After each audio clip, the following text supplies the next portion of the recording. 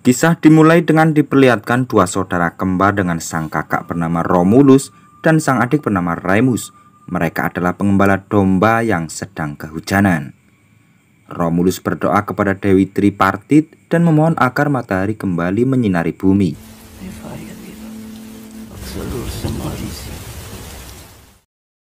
Hujan pun reda, tetapi seketika suasana berubah menjadi mencekam, dan yang terjadi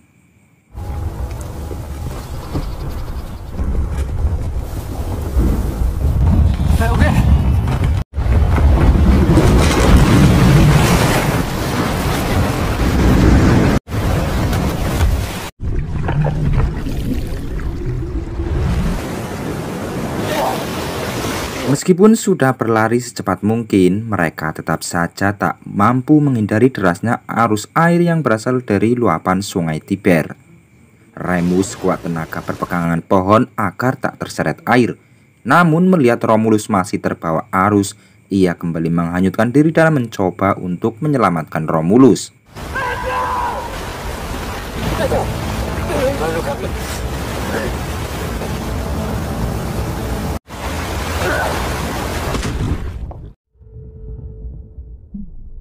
Singkat cerita, mereka selamat dan terdampar di tepian sungai. Tetapi sesuatu kembali terjadi.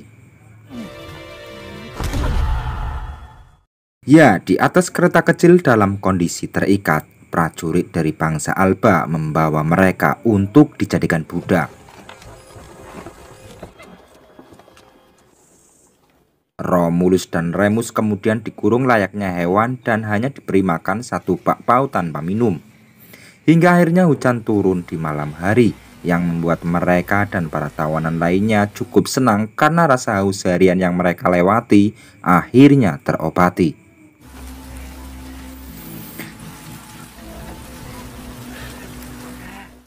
Siang harinya seluruh tawanan dikeluarkan dari kurungan, sementara Romulus yang menolak untuk keluar dipukuli oleh penjaga dan Remus hanya bisa diam menyaksikan kakaknya disiksa. Seluruh tawanan kemudian digiring ke suatu tempat dalam kondisi terikat satu sama lain.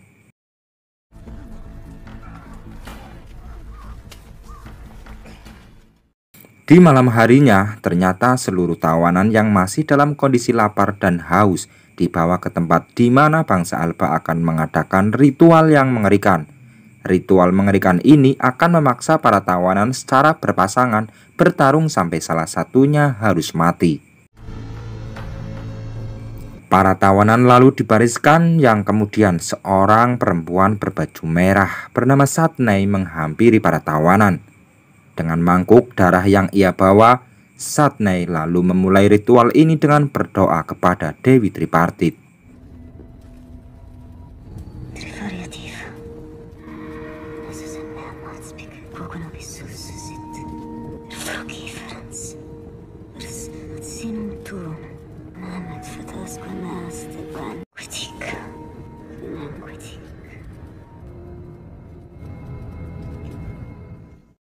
Setelah doa pemujaan selesai, selanjutnya pertarungan kematian dimulai.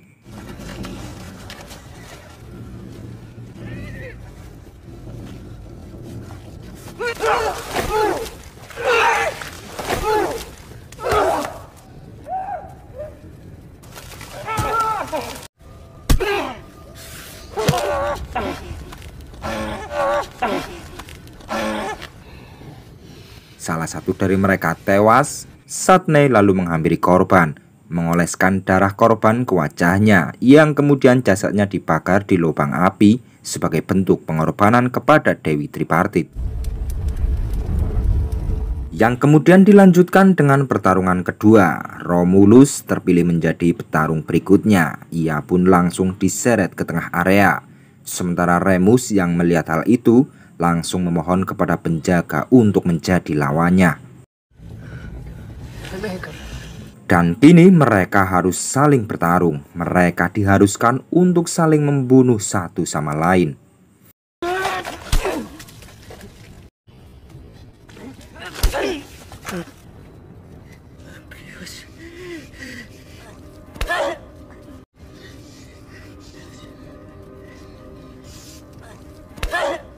Di tengah-tengah pertarungannya, pikiran Remus terbawa ke masa lalunya, di mana sang ibu menyuruh Remus untuk menjaga kakaknya.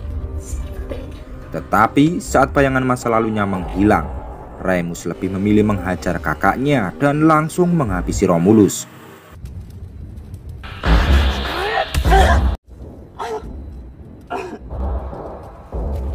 Ketika Satney menghampiri Romulus untuk mengoleskan darah, tiba-tiba Romulus terbangun dan langsung mencekik leher Satney.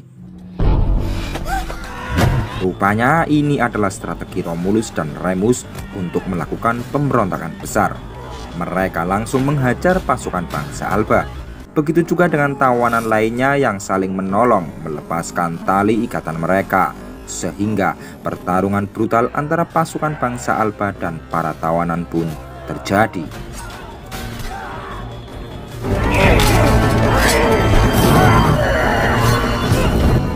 Ketika para tawanan mendominasi pertempuran, Romulus mengacungkan pedangnya kepada Satney. Tapi tiba-tiba sebuah serangan pedang dari belakang menusuk tubuh Romulus.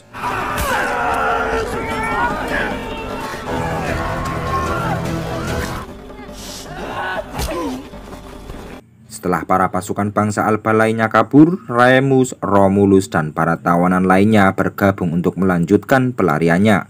Begitu juga dengan Satney yang diminta oleh Romulus untuk membawanya, karena Romulus meyakini kalau Satney adalah utusan dewa yang bisa melindunginya.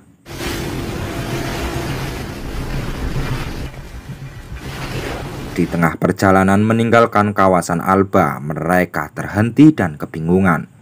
Mereka terjebak di ujung sungai yang dapat membahayakan nyawa mereka jika terus memaksa untuk melewatinya. Mereka juga khawatir jika mereka tak segera meninggalkan tempat itu, pasukan yang dijuluki kesatria besi dari bangsa Alba akan segera menyusulnya. Yang pada akhirnya, atas usulan dari Remus, mereka terpaksa melewati hutan angker, yaitu hutan yang merupakan tanah Veliensis. Hutan terkutuk yang dipenuhi arwah jahat yang bersembunyi di balik pohon. Dan kabarnya siapapun yang masuk tak ada yang dapat keluar hidup-hidup.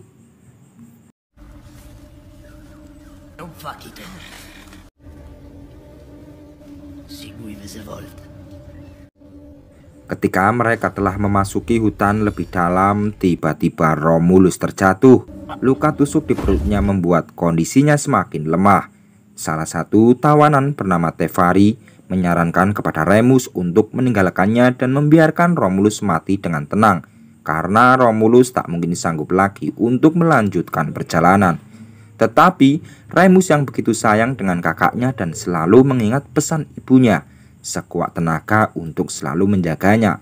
Ia menggendong Romulus selama perjalanan.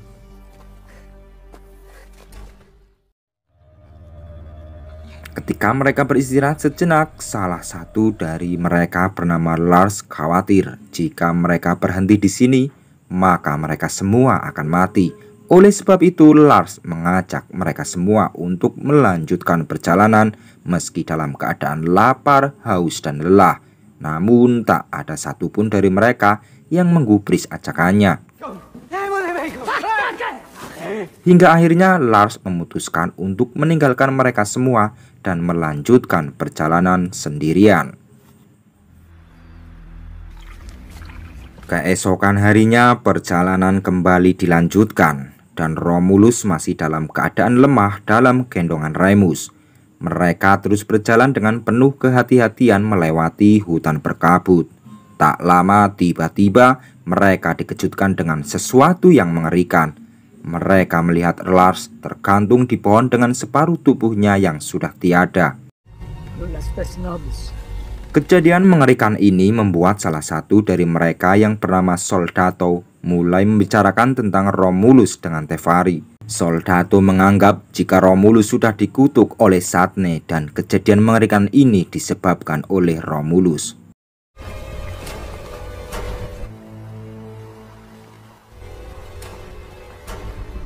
Perjalanan hingga malam hari dan mereka semua kembali beristirahat.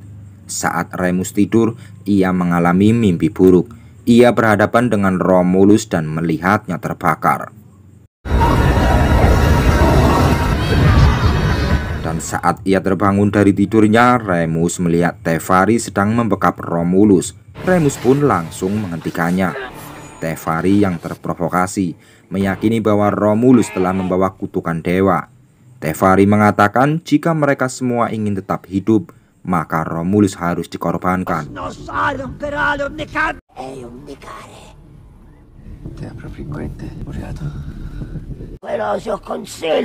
Remus yang sangat sayang dengan kakaknya dan tak mempercayai apa yang diyakini Tevari, terpaksa melakukan hal yang membuat mereka semua akhirnya takut.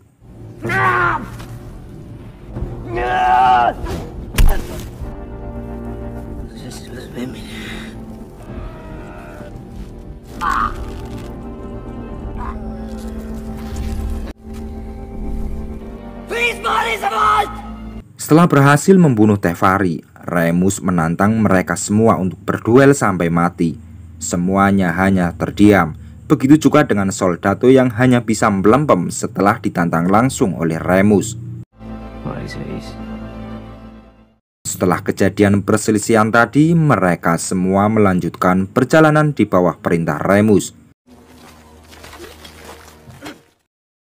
Mereka kembali beristirahat dan kini semuanya sudah merasakan lapar yang begitu luar biasa, termasuk Romulus yang merasakan lapar dan haus mengeluh langsung kepada Remus. Oleh karena itu, Remus kemudian memutuskan untuk melakukan perburuan karena sudah berhari-hari semuanya hidup dalam kelaparan. Sebelum pergi, Satne diperintahkan untuk menjaga Romulus tetap selamat selama ia pergi. Dan selang beberapa jam kemudian, Soldato mulai beraksi kembali. Ia kembali memprovokasi si botak untuk membunuh Romulus. Soldato juga yakin jika Remus tidak akan selamat dan mati di dalam hutan. Dan inilah kesempatan untuk menjalankan rencana pembunuhan Romulus.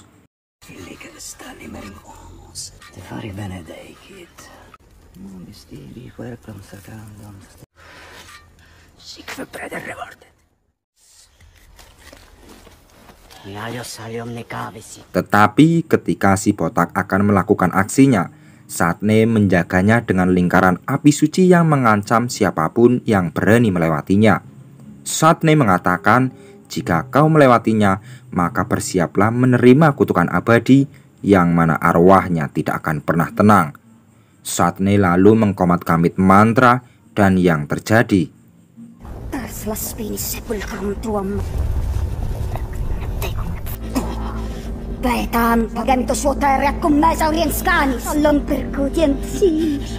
Ya, si botak bergetar ketakutan.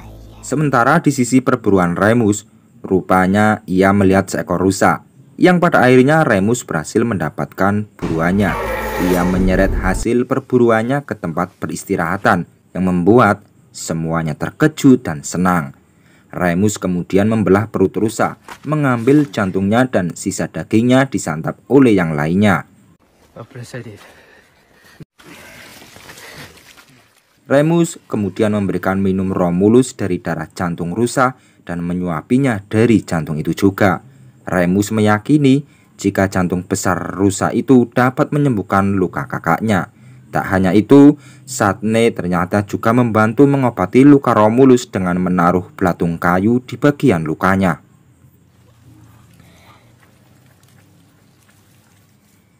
Setelah itu, di hadapan semua orang, Remus menegaskan 4 poin penting tentang dirinya dan Romulus yang dianggap telah dikutuk oleh dewa. Poin yang pertama, Romulus tidak mengingkari api, tetapi ia justru telah diselamatkan oleh api.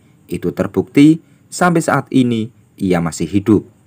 Poin yang kedua, jangan lupakan jika terbebasnya mereka semua dari bangsa Alba, itu semua berkat andil Romulus dan Remus. Poin yang ketiga, saat perburuan, Remus berhasil selamat dari hutan yang dianggap angker. Bahkan ia mendapatkan hewan buruannya. Dan poin yang keempat, kini semua orang tidak merasakan lapar lagi setelah mendapatkan jatah makanan dari Remus. Ini menyimpulkan bahwa tidak ada yang namanya kutukan. Di sini Remus kemudian mencoba membuka pikiran semua orang bahwa mereka sekarang bukanlah seperti binatang liar yang sedang dalam buruan. Saatnya untuk keluar dari rasa takut dan tak lagi bersembunyi. Remus juga menyatakan menjadi raja mereka dan akan memimpin mereka semua untuk membentuk sebuah kelompok yang tidak lagi kenal dengan rasa takut dan bahkan akan menjadi teror bagi kelompok lainnya. Los pavos mesmos, aunque fallet. Los terros di norte sombra mi impedet. Singkat cerita, di suatu ketika saat hujan membasahi hutan, Remus dan kelompoknya memulai aksinya dengan menghabisi kelompok lain dengan penuh kebrutalan.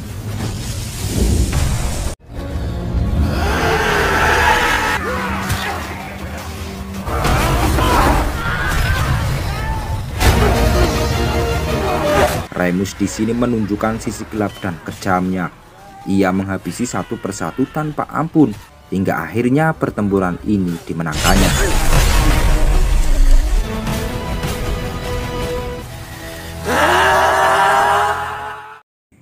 Mereka kemudian memasuki desa kelompok yang sudah ia bantai. Remus langsung menghadap ke kepala desa dan menyatakan bahwa sekarang dirinya lah yang akan menjadi penguasa baru di desa tersebut.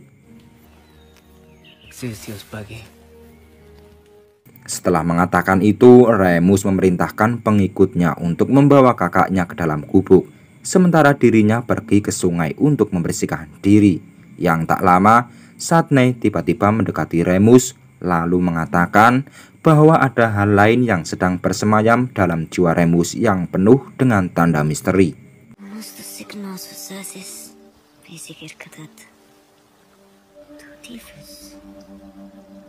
Di malam harinya, semua penduduk desa yang telah mengetahui prajurit desa telah dibantai kelompok Remus mengadakan ritual pemujaan untuk mendoakan para prajurit yang telah tewas. Sang kepala desa lama memberikan anak kambing kepada Remus untuk dijadikan alat komunikasi dengan dewa. Remus kemudian menyembelih kambing itu yang jeroannya diambil dan diserahkan kepada Satne. Satne lalu diminta untuk meramalkan apa yang akan terjadi di masa depan. Satne pun lalu mengkomat-kamit mantra dan setelah mendapatkan petunjuk, Satne mengutarakan hal yang mengejutkan, bahwa ramalan dari dunia arwah mengatakan jika di antara Romulus dan Remus, salah satunya nanti akan menjadi raja besar yang sulit untuk dilupakan bahkan setelah kematiannya. Namun petunjuk lain yang Satne dapat bahwa di antara mereka berdua hanya satu yang tersisa dan yang lainnya akan masuk pada kegelapan yang abadi. Jika Remus ingin menjadi raja, ia harus membunuh Romulus, karena dari pertarungan itu akan lahir seorang raja yang hebat. Darah dari salah satunya akan menjadi kekuatan dan juga restu para dewa. Itulah takdir yang dikehendaki para dewa dan tak bisa dihindari.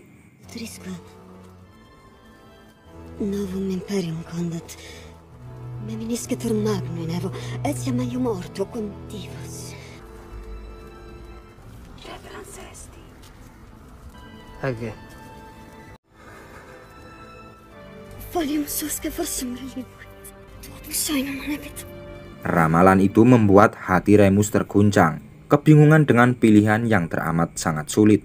Remus lalu menghampiri Romulus yang tak berdaya.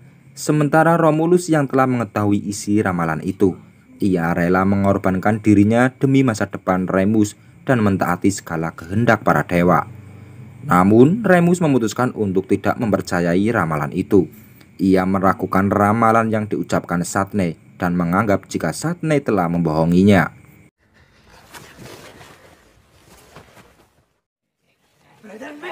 Remus kemudian bergegas menemui Satne lalu meluapkan emosinya. Ia menyeretnya dan telah menganggap jika dewa hanya ingin semua orang mati. Dalam kondisi Remus penuh emosi, sang kepala desa dengan beraninya menghadang dan mendorong Remus. Remus yang marah tak segan-segan langsung menggorok leher sang kepala desa di depan semua orang.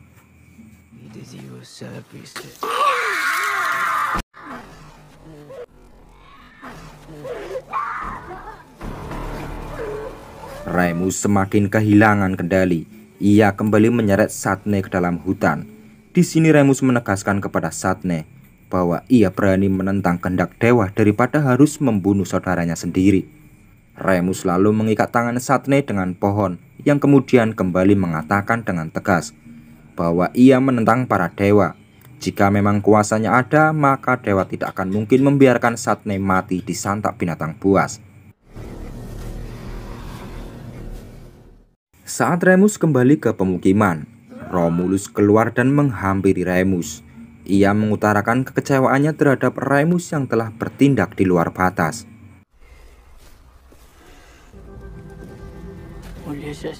Ketika Romulus mendekati mayat kepala desa dan berharap kepala desa dimakamkan dengan layak, Remus semakin geram dan semakin tak terkendali. Ia berani menyerang Romulus lalu mengatakan bahwa semuanya sudah taat kepada dewa. Namun hidup mereka masih saja selalu dalam kesengsaraan. Remus menjelma menjadi sosok yang angkuh dan semakin menunjukkan kepengisannya di hadapan semua orang.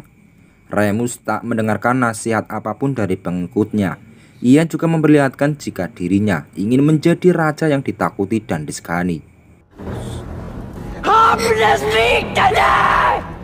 Semua orang lalu diperintahkan untuk berlutut di hadapannya. Bahkan ia tak segan-segan menunjukkan kekejamannya dengan membakar semua rumah penduduk.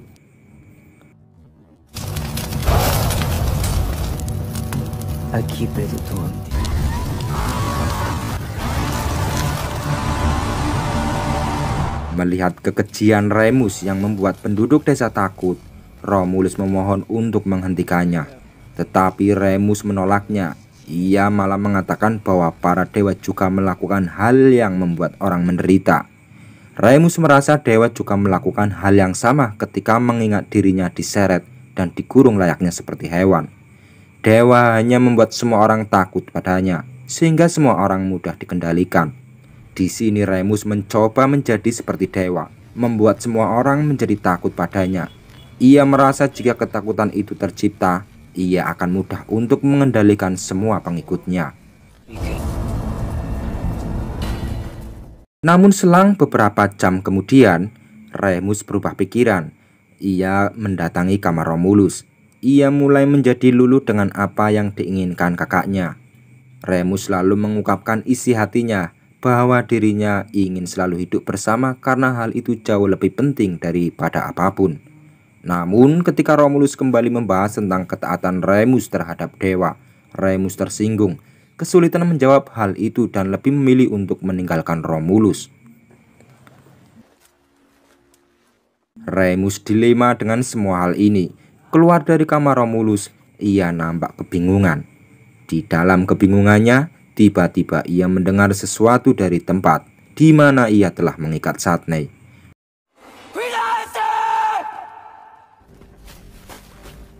Remus mencoba mendekatinya dan ternyata kondisi Satne sudah sangat memprihatinkan dan hampir mati.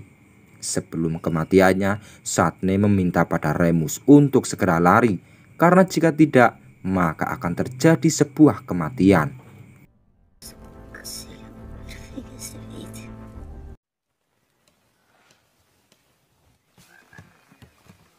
Keesokan harinya ketika Romulus keluar dari kamarnya, ia melihat para penduduk desa mulai memperbaiki kondisi desa yang sudah hancur. Ia juga diberitahu bahwa Remus telah pergi bersama anak buahnya. Setelah itu, melihat mangkuk api suci simbol kekuatan dewa telah rusak, ia mencoba memperbaikinya yang akhirnya berhasil kembali menyala.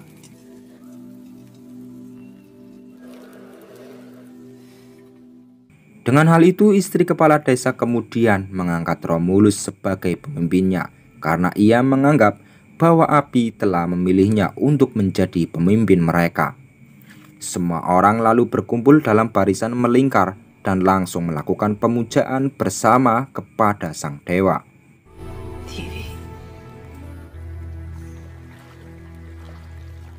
Tak lama setelah itu, Romulus melihat prajurit Alba yang kemungkinan sedang mengejar kelompok Remus. Romulus ingin menyusul Remus untuk membantunya. Namun sebagian orang menahan Romulus agar tidak lagi ikut campur dengan urusan Remus. Di sini jiwa keberanian Romulus muncul. Ia mengatakan pada semua orang Jika bangsa Alba terus dibiarkan berkuasa, maka sampai kapanpun tidak ada yang namanya kebebasan. Oleh sebab itu, Romulus memerintahkan semua orang untuk berani melawan bangsa Alba, sekaligus menolong saudaranya yang ia percaya masih ada sisi baik dari dirinya. Sementara di tempat Remus beserta pasukannya yang telah bersiap menyeberangi sungai, tiba-tiba sebuah serangan dari prajurit bangsa Alba menahannya, sehingga mau tak mau Remus dan pasukannya harus melawannya.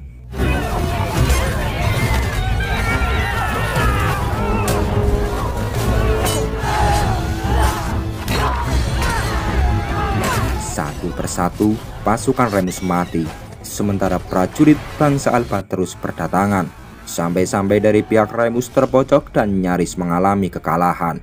Beruntungnya, Romulus bersama pasukannya datang tepat waktu. Mereka membantu pasukan Remus untuk mengalahkan para prajurit dari bangsa Alba.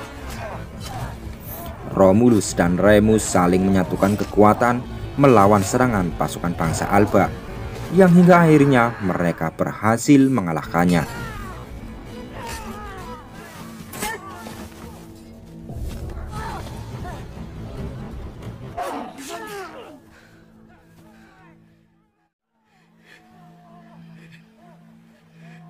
Pertempuran ini menelan banyak korban dari pasukan Romulus maupun Remus. Orang-orang dari Romulus merawat korban yang masih hidup maupun yang sudah mati. Berbeda dengan orang Remus, si botak justru mau mencuri barang milik korban dari pasukan Romulus. Romulus melarangnya untuk mengambil apapun dari orang-orangnya. Fessa. Impatius tu, prete. Tetapi Remus malah terpancing emosi. Ia tidak suka tindakan Romulus yang berlagak seperti pemimpin. Remus semakin tak tahu diri dan sombong. Bahkan setelah ditolong, ia malah menganggap semua orang adalah budaknya. Namun Romulus kembali menegaskan bahwa orang-orangnya bukanlah budak. Mereka semua telah bebas dan merdeka. Mereka adalah sekutu yang telah menolong pasukan Remus. Si botak yang juga tak terima dengan apa yang dikatakan Romulus, ia mencoba menyerang Romulus. Namun yang terjadi, ya, si botak mati oleh panahan dari pasukan Romulus. Dan disinilah Romulus mencoba menyadarkan Remus bahwa dialah si pembawa api. Ialah raja yang telah dipilih oleh dewa, dan yang sebenarnya harus mati itu adalah Remus, sebuah takdir seseorang yang telah diramalkan akan terjebak dalam kegelapan abadi. Mendengar perkataan Romulus yang masuk akal, Remus terdiam, perlahan mundur dan mengajak pasukan tersisa untuk pergi. Namun mereka semua mengabaikan perintah Remus dan malah berbalik memilih untuk mengikuti Romulus.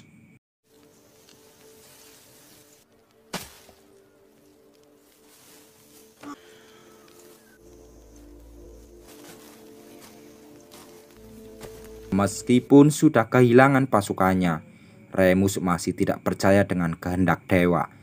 Ia mendekati api suci yang melingkari seluruh pasukan Romulus.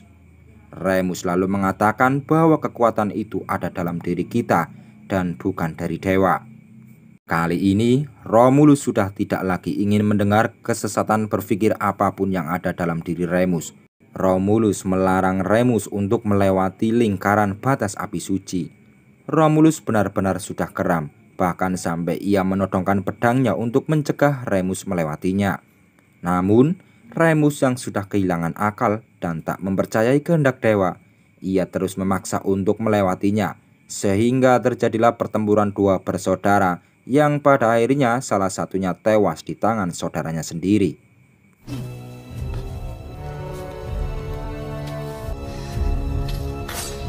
Vilim. Att spegel der egen vänstrum!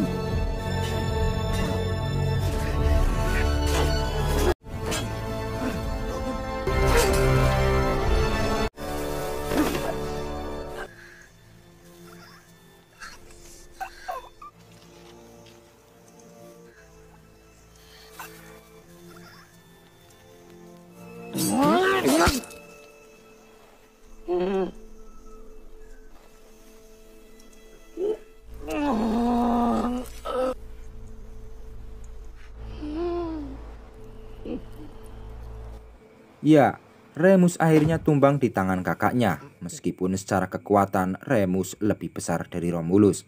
Sebuah takdir yang sudah diramalkan, tak bisa dihindari. Dan di penghujung nafasnya, Remus akhirnya menerima takdir yang telah digariskan. Remus meminta untuk dimakamkan di tempat Romulus akan mendirikan kerajaan, sehingga mereka akan selalu bersama meskipun salah satu di antara mereka telah mati. Dan film pun berakhir.